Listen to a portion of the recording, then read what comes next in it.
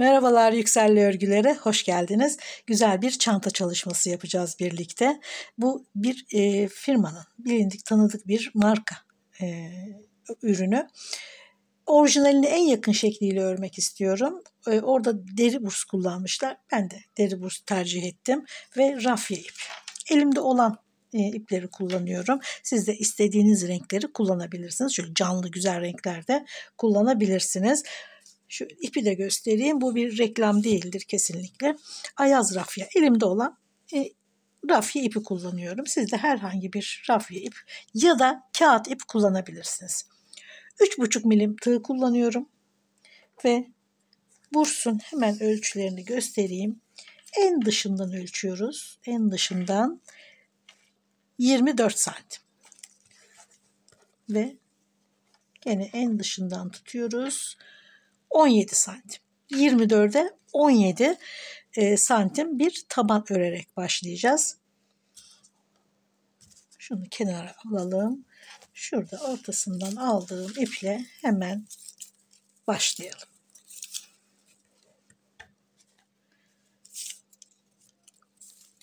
Önce 17 santim bir zincir çekiyoruz. Şöyle ilmek sıkılaştıralım. 17 santim zincir çekiyoruz.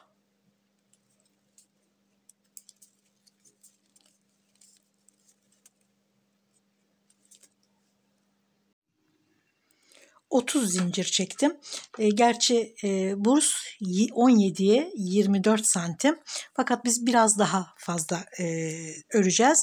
Yani 18'e 25 santim gibi düşünün.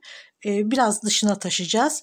Bir de tabanı ördükten sonra en son etrafına da sık iğne geçeceğimiz için biraz daha büyüyecek tabii ki. Yani 19 santime 26 santim bir taban öreceğiz. En son etrafındaki sık iğnelerle birlikte.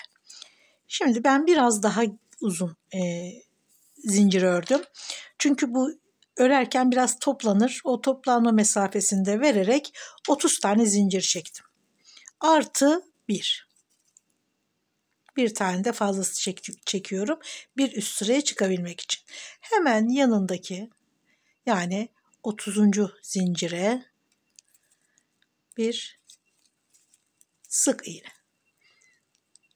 Bütün zincirlere bir tane sık iğne örerek sıra sonuna kadar 30 tane sık iğne örüyorum. Bu benim kullandığım bursun ölçüleriyle alakalı tabii ki. Siz de kaç santim burs kullanacaksanız ondan 1 santim kadar eninden ve uzunluğundan ve eninden 1 santim kadar fazla öreceğiz. Son sıra sık iğne sırasında 1 santim kadar daha büyüyecek. Hafif şöyle 1,5-2 santim kadar dışarı taşan bir ölçüde olması gerekiyor. Çünkü örülmeye başlandığında biraz taban kısmı yukarıya çıkabilir, toplanabilir. O yüzden bu küçülme mesafesini de örgüde vermemiz gerekiyor.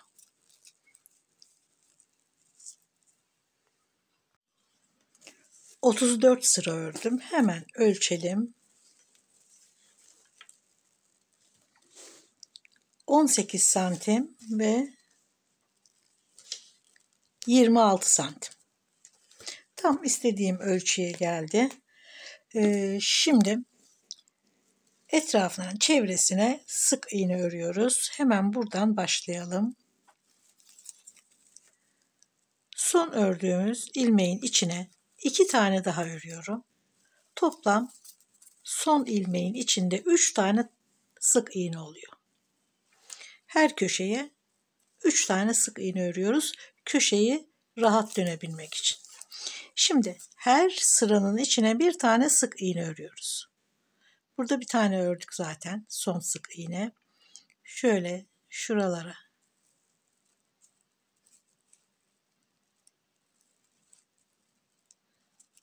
buralara batarak her birine bir sık iğne örüyoruz.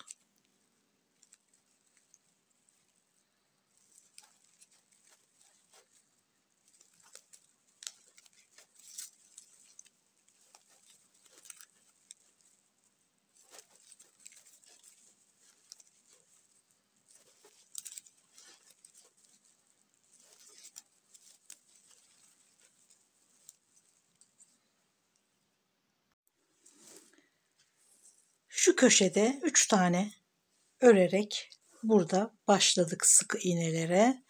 Burada da 3 tane arttırdım. Burada da 3 tane arttırdım.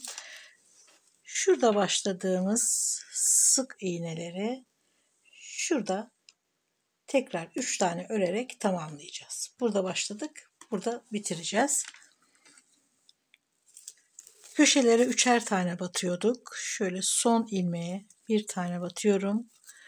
Bir tane de buradaki ilk sık iğne var. Aynı ilmeğin içinde. 2. Şimdi üçüncüyü öreceğiz. Ama tabi bunu sık iğne olarak örmüyoruz. Baştaki sık iğnenin üzerine batıyoruz. İlmek kaydırıyoruz. Bu ilmek kaydırarak üçüncü sık iğneyi örmüş oluyoruz.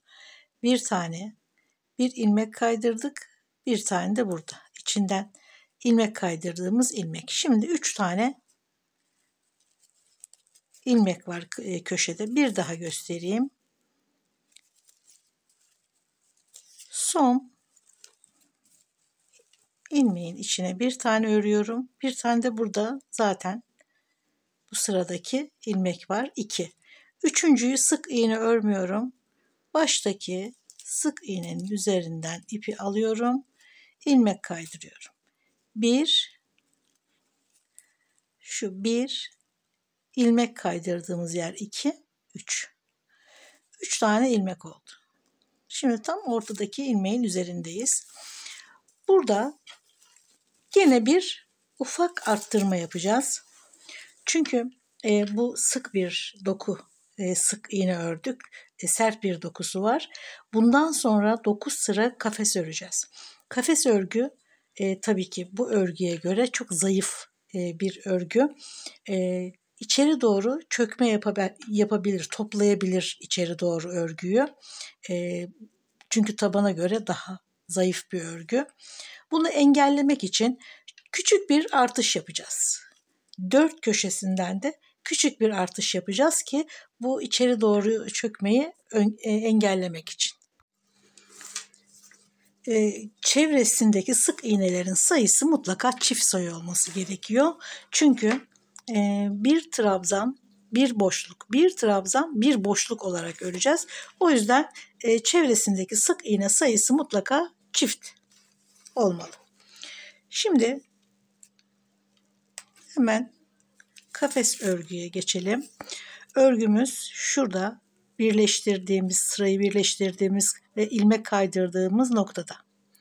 1, 2 ve 3 sık iğne olarak görüyoruz bunu. Ortadaki sık iğnenin içindeyiz. 3, 4 zincir. Şimdi şurada ortadaki ilmeğin içindeyiz. Şu sık iğneyi atlıyoruz. Hemen diğerine geçiyoruz. Yanında gibi gözüküyor ama değil. Şuradan kaydırma yaparak bu ilmeğe geldik çünkü. Artık buradayız ve buraya atlayıp yanındakine batıyoruz. Ve devam ediyoruz. Bir zincir, bir tane atlıyoruz diğerine.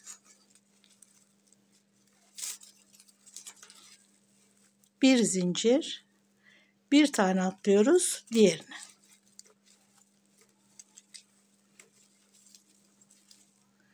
Bir zincir atlıyoruz diğerine.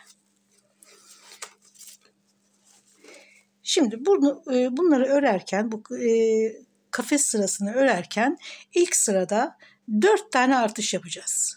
1, 2, 3 ve 4. Tabii ki belirli aralıklarla rastgele yapmıyoruz.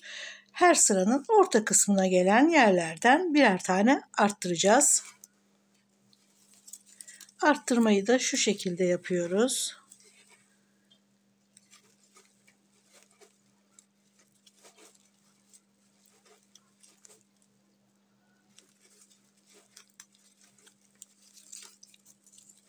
Bir tane daha örelim. Şimdi arttıralım. Gene bir zincir. Hiç ilmek atlamıyoruz. Hemen yanındakine batıyoruz. Bir ilmek arttırmış olduk.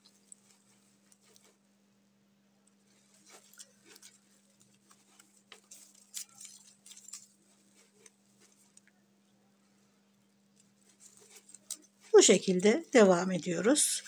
Şuradaki ufak arttırmaları da unutmadan.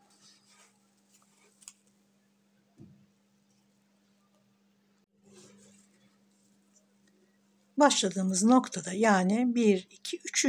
zincirin içine bir ilmek kaydırarak bağlıyoruz. Şimdi elimizde 68 tane kutucuk olması gerekiyor. Şuradaki sayı 68. Bu 4'e bölünebilen bir sayı. Bu tabii benim ölçümle. Bu sizin kullandığınız bursun ölçüsüne göre de değişebilir. Elinizin sıkılığına, gevşekliğine göre de değişebilen bir sayı bunlar. Sadece bu kafes sayısının 4'e bölünebilir olması gerekiyor. Çünkü 4 kafes üzerinden motif başlayacak, bitecek. Başlayacak, bitecek. Her seferinde 4 kutucuk üzerinden. Şimdi bir üst sıraya çıkalım. 68 tane kutucuk üzerinden, aynı sayı üzerinden 9 sıra öreceğiz. 4 zincir. Trabzanların üzerine trabzan örüyoruz. Araya bir zincir ve diğer trabzana. Aynen bu şekilde toplam 9 sıra çalışacağız.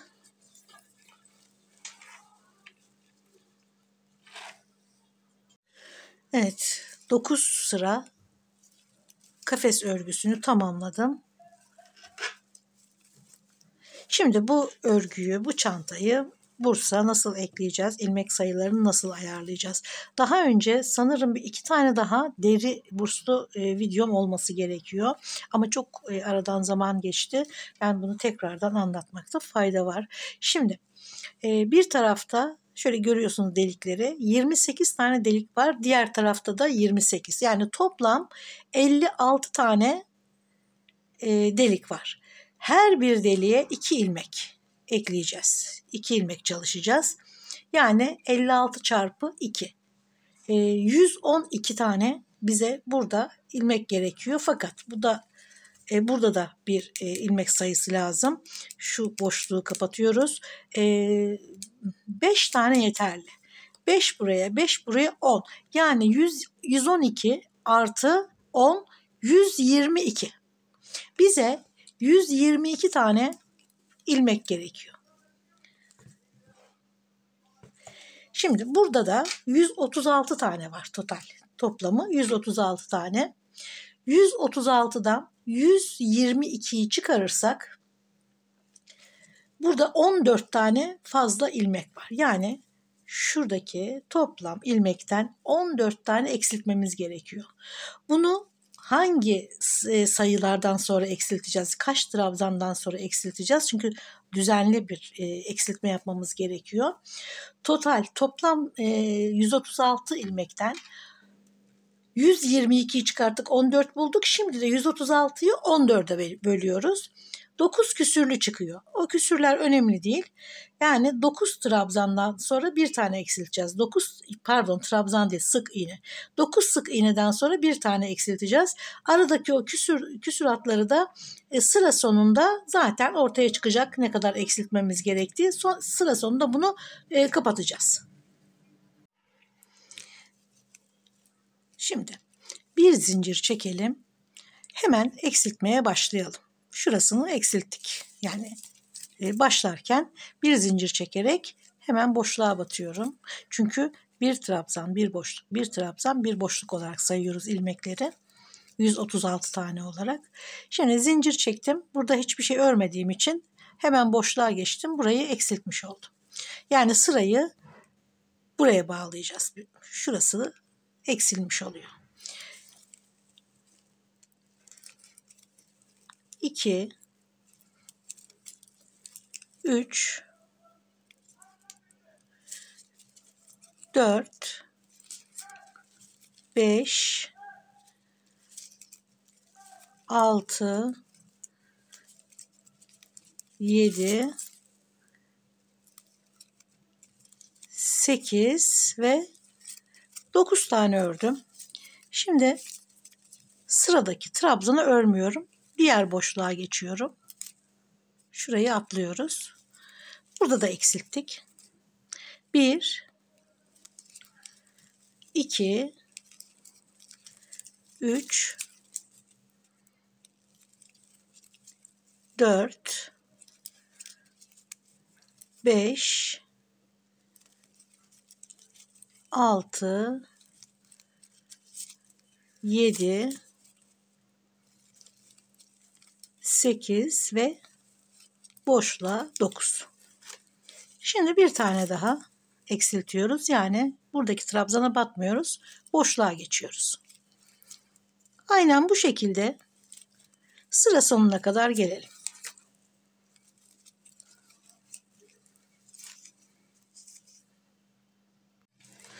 Sıranın başında hemen bir tane eksilterek başlamıştık. 9 sık iğneden sonra bir tane eksilterek devam ettim. Şimdi burada son 14. eksiltmeyi yaptım. 1 2 3 4 5 tane ilmek örüyorum. Ve şurada başladığımız ilk sık iğneye battım. Şimdi bir sıra daha sık iğne örerek devam ediyorum. Bir zincir, hemen dibine batıyorum ve her sık iğnenin üzerine bir tane sık iğne örerek tamamlıyorum.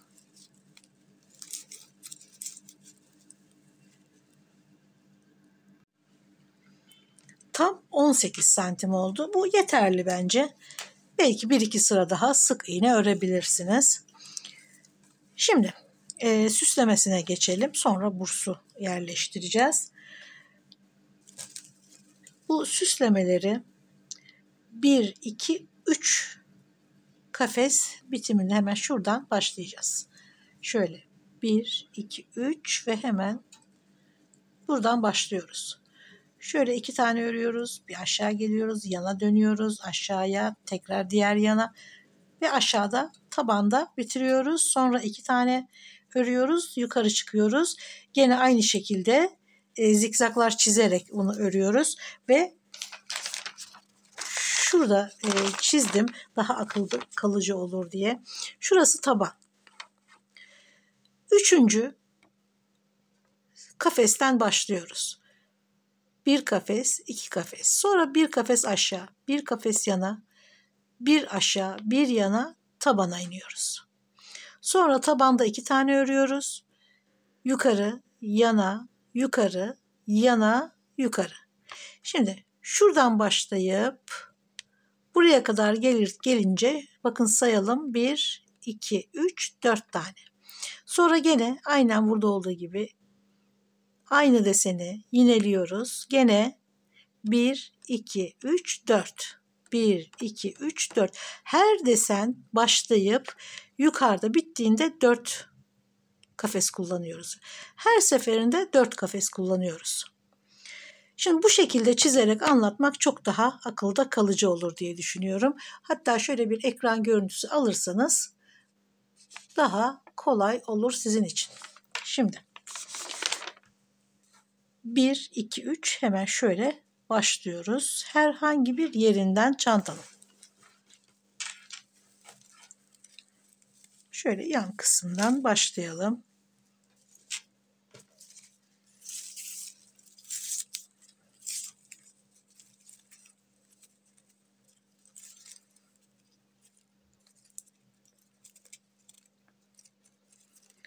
Trabzan örüyoruz tabii ki. Şimdi 1, 2, 3. Şuradan örmeye başlayacağız. Önce şöyle tığın üzerine doluyoruz. Ve kafeslerin içine 3 tane trabzan örüyoruz. Her kafesin içine. 3 trabzanla ilerliyoruz.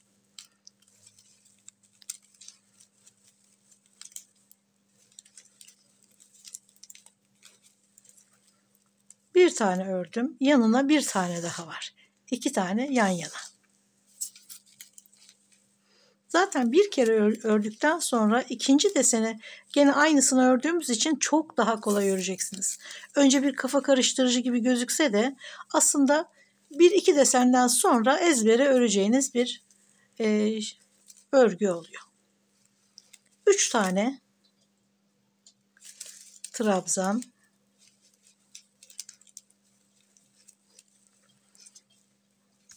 şimdi 2 tane yan yana ördük. Bir aşağıya iniyoruz, bir yana, bir aşağı, bir diğer yana ve tabana iniyoruz. Şimdi şöyle çeviriyoruz.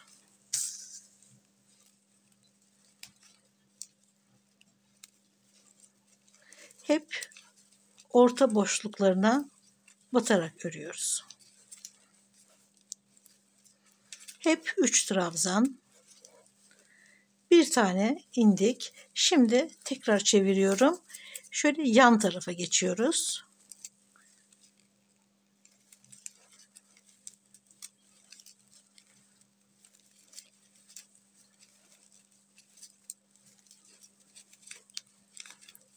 Şimdi bir tane aşağıya örüyoruz.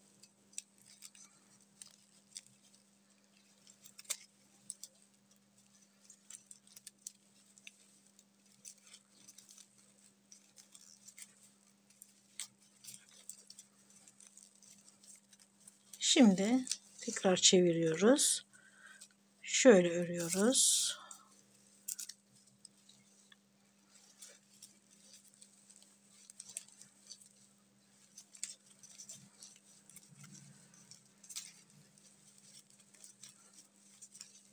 Şimdi tabana inerek hemen şuradan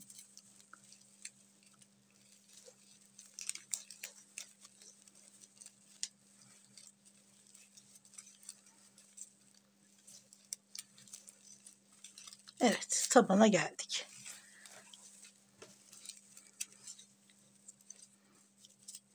Bu haliyle de zaten çok gösteriyor kendini nereye batacağınızı. Yani çok önce kafa karıştırıcıdır ama bir desen hatta ikinci desenden sonra ezbere öreceksiniz. Şimdi ne ördük? Şöyle 2 tane yan yana, aşağı, yana, aşağı, diğer yana tabana indik. Şimdi tabana 2 tane örüyoruz aynen burada olduğu gibi. Bir yukarı, bir yana, bir yukarı, bir diğer yana ve yukarı. Şuradaki desen tamamlandığında 4 tane kafesi örmüş olacağız. Şimdi şu tabandaki şu 2 kafesi örüyoruz. Bir tane şu örgünün olduğu yere batıyoruz. 2 tane örüyoruz. Sonra buradakine 2 tane. Gene buraya 2 tane, buraya 2 tane. İlmeklerin üzerine örüyoruz burada. Ve 2'şer tane örüyoruz. Hemen şuradaki örgünün dibine batıyorum ve 2 trabzan.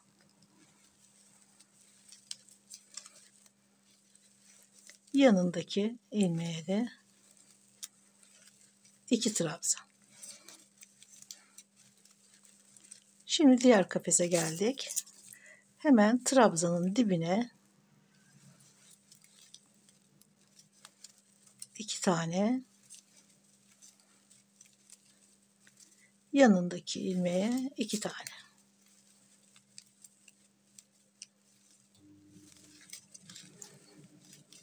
Evet, tabana da örgümüzü ördük. 2 tane şurada. Şimdi yukarı, yana, yukarı, diğer yana, yukarı. Çeviriyoruz. Şimdi yukarı işliyoruz.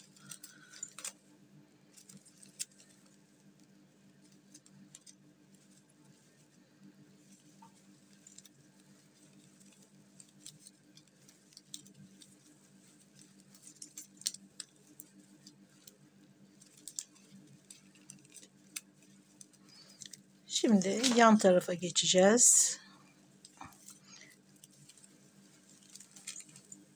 Yukarı ördük. Şöyle yan tarafa geçiyoruz.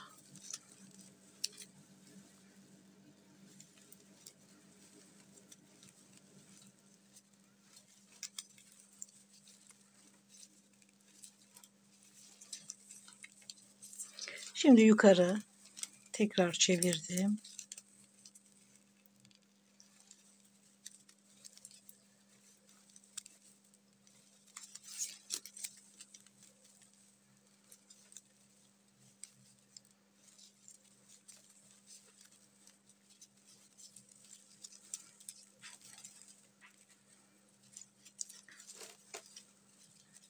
Görünüyor zaten. Bakın. Çok açık bir şekilde.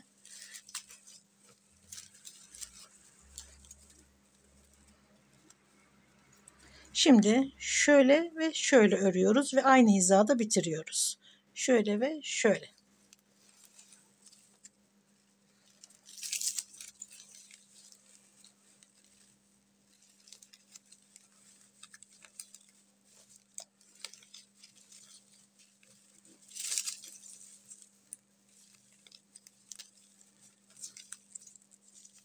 Yana da ördük. Şimdi yukarı çıkıyoruz. Yani bakın başladığımız yere geliyoruz.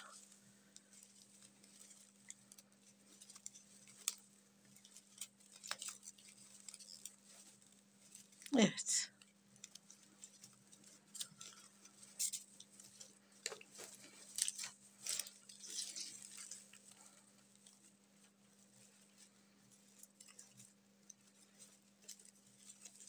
Desen ortaya çıkıyor.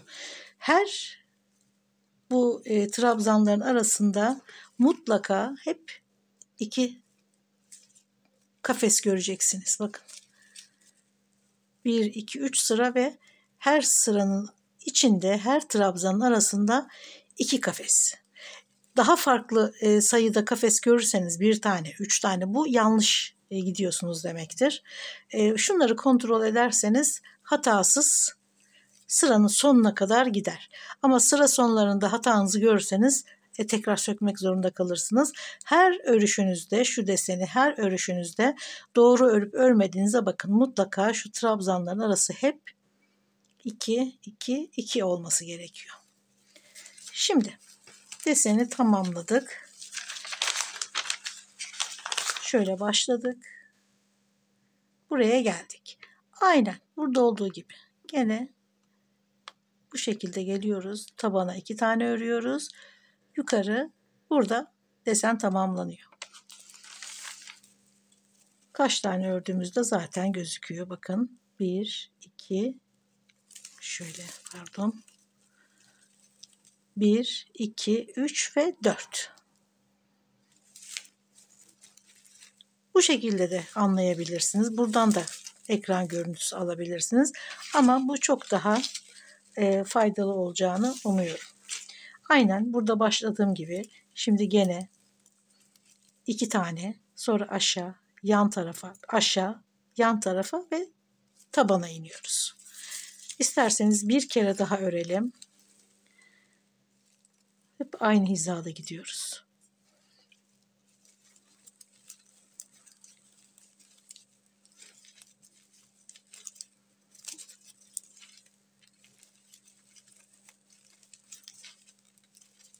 Üç trabzan, yanına bir tane daha. Şuradan da bakabiliriz. Bakın. Gerçi sabit durmuyor. Şimdi bir aşağı iniyoruz. Çevirelim şöyle.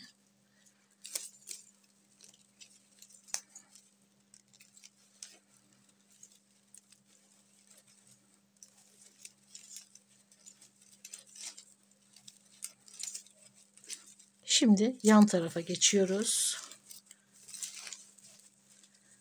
Bir aşağıya indik. Şimdi şöyle yan tarafı öreceğiz.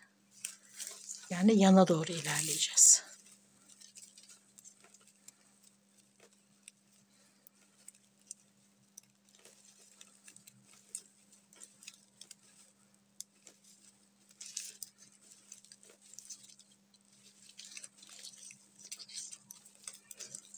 Şimdi aşağıya şöyle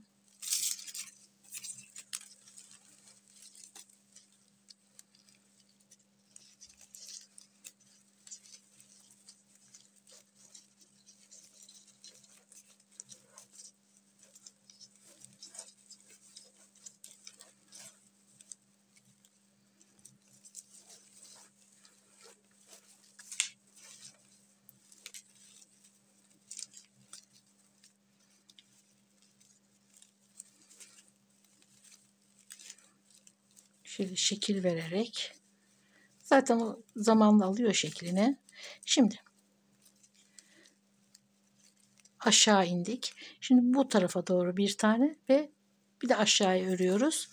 Tabana inmiş oluyoruz.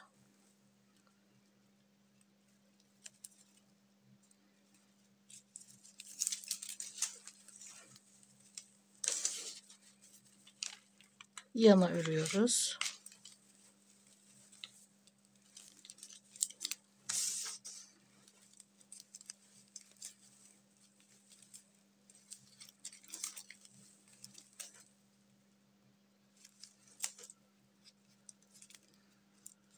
Burada da ip koptu. Evet. Şurada bir tane daha örüp tabana geldik.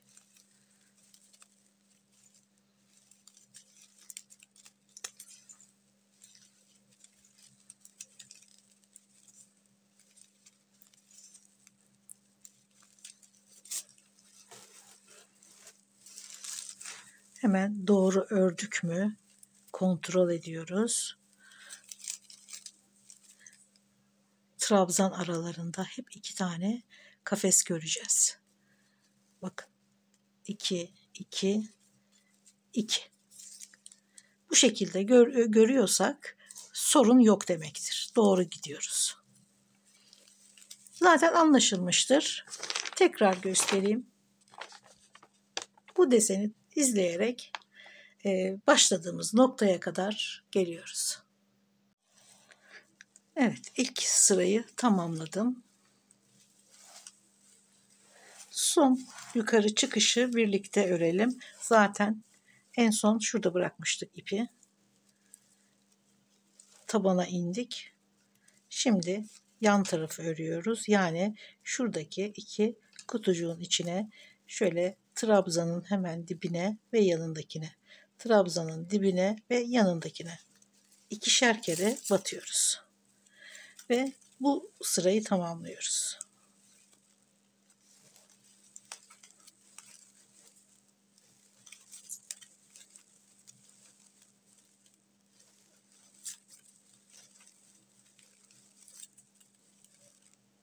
Pardon, 2 kere örecektik.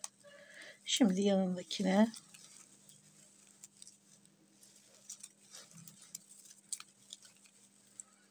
bir kafes ördük. Şimdi diğer kafesi hemen trabzanın dibine batıyoruz.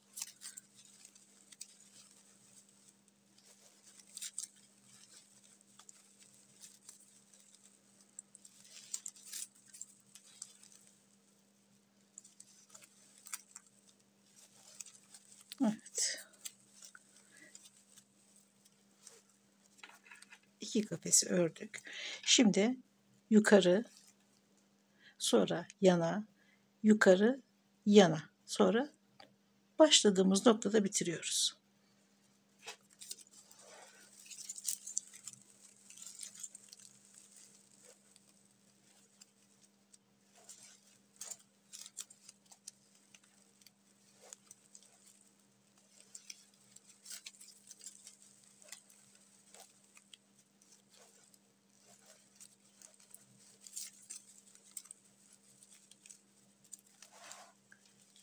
Yana geçiyoruz.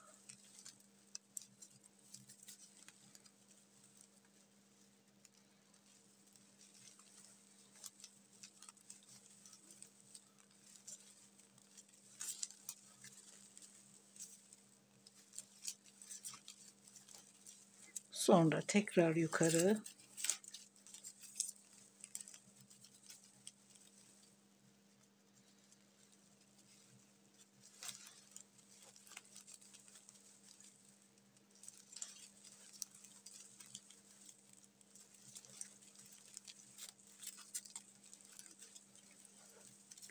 Sonra diğer yana. Bakın hep arada 2'şer tane kafes kalması gerekiyor. Örerken zaten bunlar yol gösteriyor. Nereye batacağımızı görüyoruz.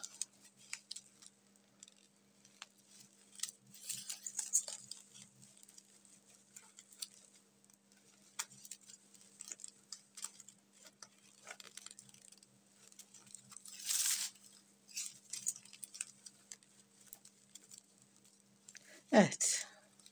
Son yukarı örüyoruz ve başladığımız noktaya geliyoruz.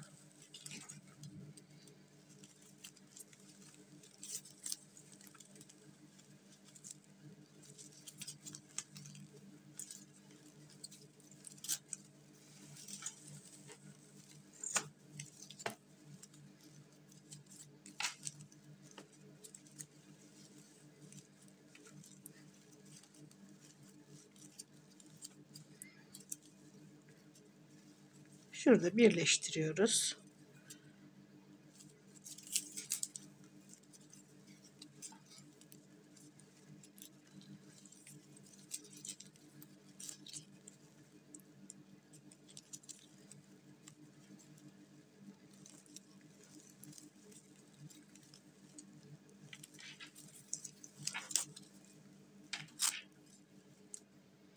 Evet, tamamladık. Bu sıra bitti.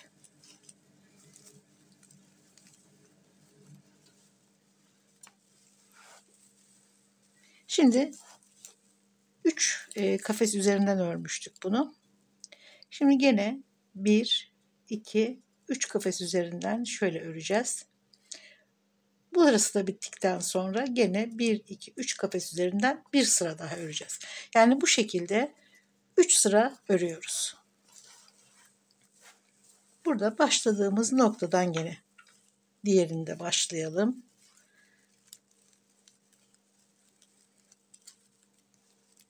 Bunu da kendi içinde bir arka sıraya geçip kaybedeceğiz.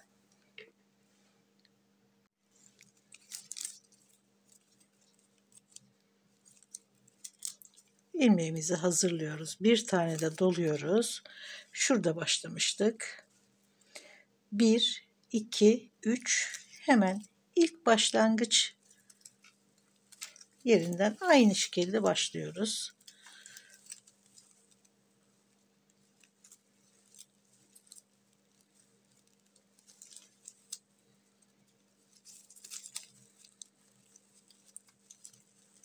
Trabzanımızı ördük.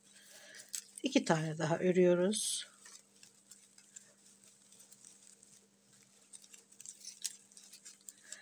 Üç tane. Şimdi yanındaki kafese de aynı şekilde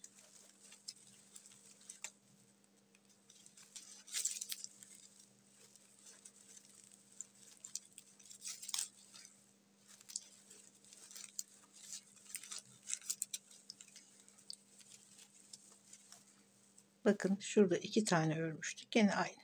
Tam hizasından arada 3 kutucuk var. Şimdi gene bir aşağı, bir yana, bir aşağı, geri ve burada tamamlıyoruz. Buradaki 2 boş kutuyu da gene 3'er tane trabzan örerek dönüyoruz. Şimdi zaten burayı biliyoruz. Ben buraya devam edeyim. Hemen şuraya aşağı iniyoruz. Yana geçiyoruz. Zaten şemadan da o gösterdiğim şemadan da takip edebilirsiniz. Şimdi burayı örüyorum. Yana geçiyorum. Örüyorum. Ve şu 2 boş trabzanın hemen yanına iniyorum.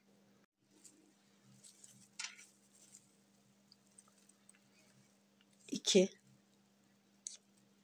kere ördük. Yani 2 kutu ördük. Bir aşağı, bir yana, bir aşağı, diğer yana bir ve aşağı bir. Şimdi şu 2 boş kutuyu aynen burada ördüğümüz gibi 2 kutu yan yana, burada da aynı şekilde. Bu sırada aşağıda taban örüyorduk. Artık kafes örüyoruz.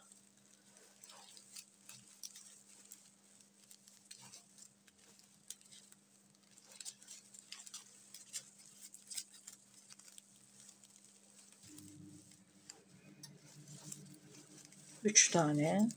Sonra yandaki kafese geçiyoruz. 3 tane.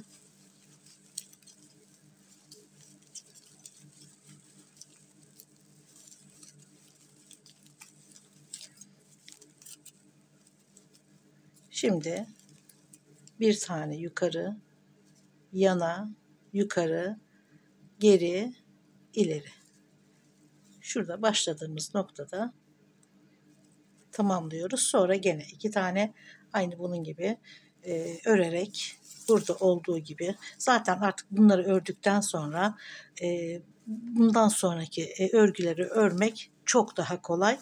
Şimdi bu sırayı bitirdikten sonra ben hiç videoyu çalıştırmadan bu sırayı da öreceğim. Çünkü aynı şeyleri yapacağız. Tekrar tekrar çok sıkıcı olur. Artık çünkü bir sıra ördük. Öğrendik deseni. Şimdi tamamladıktan sonra bursu yerleştireceğiz ve çantayı tamamlayacağız. İkinci sırayı da tamamladım. Gayet güzel ortaya çıkıyor çanta. Gerçekten çok hoş bu haliyle bile. Şimdi ipi burada kesmiştik. Şuradan başlangıç noktamız. Gene aynı yerden başlamıştık. Gene 1, 2, 3 ve şuradaki sık iğne sırasından şöyle sık iğnelerin arasına batarak öreceğiz. 250 gramlık yumaklardan sadece bu kadar kaldı bir tanesinden. Henüz daha bir tanesini bitirmedik. Az bir ip gitti. Gerçekten hafif bir çanta oluyor. Şöyle şuradan başlayacağız.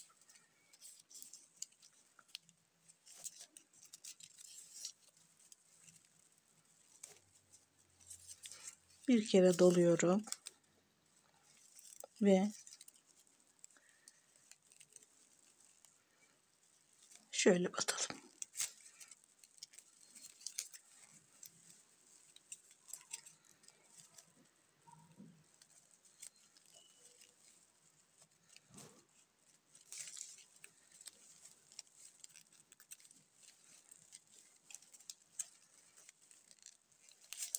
Aynı boşluğa 3 tane trabzan.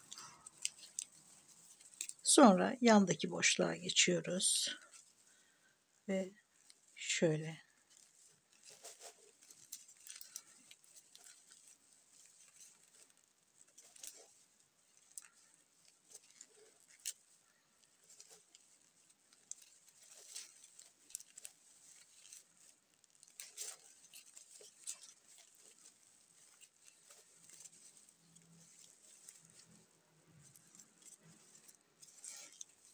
gene burada ördüğümüz gibi bir aşağı, bir yan, aşağı, geri, burada bitiriyoruz. Bakın burada zaten şu boş olan 2 tane kafesin yanına gelmesi gerekiyor. 2 kafesi örüyoruz. Yukarı, yana, yukarı, geri, yukarı. Burada bitiriyoruz. 1, 2, 3, 4 kafes üzerinden yineleye yineleye öreceğiz. Zaten artık 3. sıraya da geldiğimize göre desen ezbere örülebiliyordur. Bu sırayı da tamamladıktan sonra bursu takalım ve bitirelim. Evet, şuradaki son deseni de ördüm. Örgü yani süslemesi tamamlandı.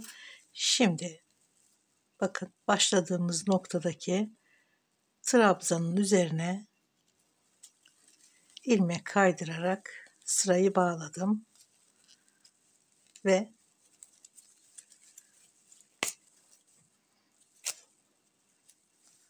tamamladık. Şimdi bu 2 ipi şöyle arkaya alıyoruz ve aralardan geçirerek ve bütün içeride ek olan yerlerdeki ipleri yine bu şekilde içlerinden geçirerek gizliyoruz. Şöyle arka tarafa doğru alıyoruz. Hiçbir şekilde astar da gelecek olsa gene de temiz bir örgü yapmamız gerekiyor. Şimdi tabandaki sık iğne sayımız belli. Tam orta ilmeğini buluyoruz. O ilmek üzerinden şöyle işareti alıyoruz Şuradaki benim orta noktam, bakın şurada 1, 2, 3, 4, 5 ilmek var. Şu ilmek tam orta noktası. Hemen 2 ilmek geri gittim. Buradan da 2 ilmek geri gittim. 5 tane ilmeği oluşturdum. Tam vida kısmına gelecek yere. Aynı şekilde burada da işareti aldım. Şimdi bursu alıyoruz. Burada 28 delik var. Burada 28 delik var. Daha çantayı örerken bunları belirledik. Hesabını da yapmıştık zaten. Şimdi her bir deliğe 2 tane ilmek örerek bursla çantayı birleştiriyoruz. Hemen bir ilmek sıkılaştıralım, hazırlayalım. Uzunca bir ilmek olsun şöyle. Şuradan ilk delikten itibaren başlayacağız.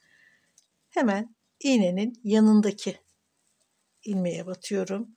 Şunu arkada tutuyoruz. İp arkada kalacak şekilde. İlk delikten alıyoruz.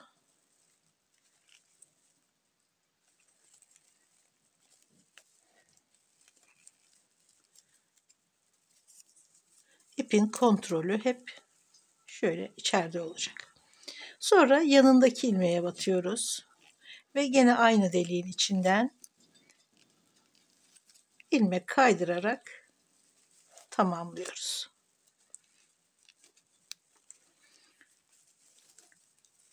Şimdi yanındaki ilmeğe batıyoruz. Yanındaki deliğe batıyoruz. İlmek kaydırıyoruz. Yanındaki ilmeğe batıyoruz. Aynı deliğe batıyoruz. İlmek kaydırıyoruz. Diker gibi bir örgü oluyor burada da ilmek kaydırdığımız için.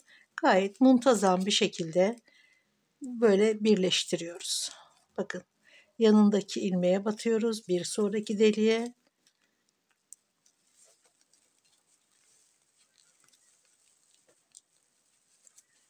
Sonra yanındaki ilmeğe ve ikinci ilmeği örüyoruz aynı deliğe.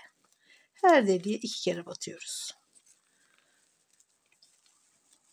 Muntazam bir şekilde, bakın görüntüsü de gayet güzel. Şimdi bütün deliklere 2'şer kere 2'şer ilmek örerek şurayı bir tamamlayalım. Sonra yan tarafa geçeceğiz. Son 2 ilmeği şuradaki son deliğe örerek şu kısmı tamamlıyoruz.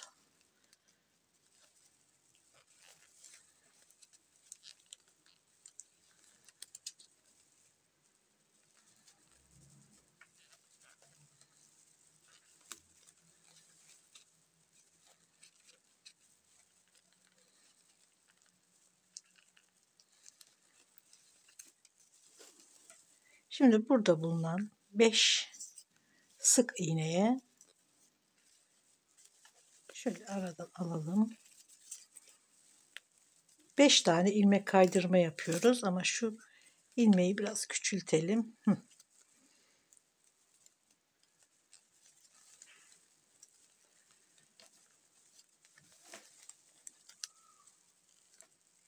Bir, yanındakine 2, 3,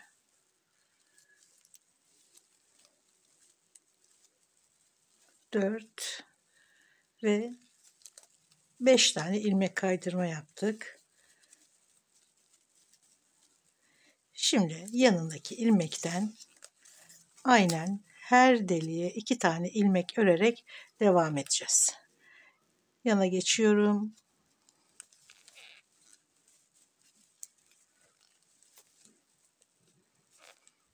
Yandakini alıyorum. Aynı deliğin içine ilmek kaydırarak devam ediyoruz. İlmek sayımız belli ve hesap ederek başladık. Birebir denk geldiği için hiçbir sıkıntı yaşamadan bursu güzel bir şekilde çantaya yerleştiriyoruz.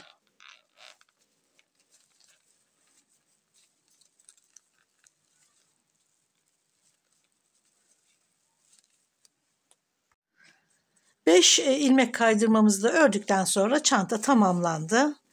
Gayet güzel, iç hacmi geniş. Şimdi astar olmadan önce şöyle bir plastik kanvas kullanacağız taban için. Ben bunu hemen hemen bütün çantalarımda kullanırım. Hem çantanın sarkmasını önlüyor, hem çantanın formunu, şeklini koruyor.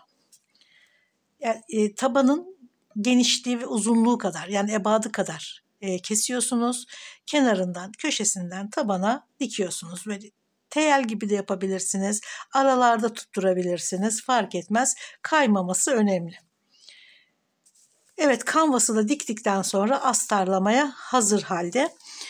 Ben tabii astarlama yapmadığım için arkadaşımın yardımını isteyeceğim her zamanki gibi. Şimdi çanta gerçekten çok güzel bir model. Zaten çok beğeniyordum. Hem kendime bir tane ördüm hem de videosunu çektim. Umarım siz de benim kadar beğenmişsinizdir. Ben çok severek ördüm. Örgü örerken zaten ben eğleniyorum. Güzel bir terapi oluyor. Umarım siz de bu şekilde düşünüyorsunuzdur. Hem güzel modellerimiz oluyor, hem kendi emeğimiz oluyor, hem de örerken güzel bir terapi olduğunu ben düşünüyorum. Evet, videolarımı beğeniyorsanız, bundan sonrakileri de izlemek isterseniz beğenmeyi ve abone olmayı lütfen unutmayın. Görüşmek üzere, sağlıkla kalın.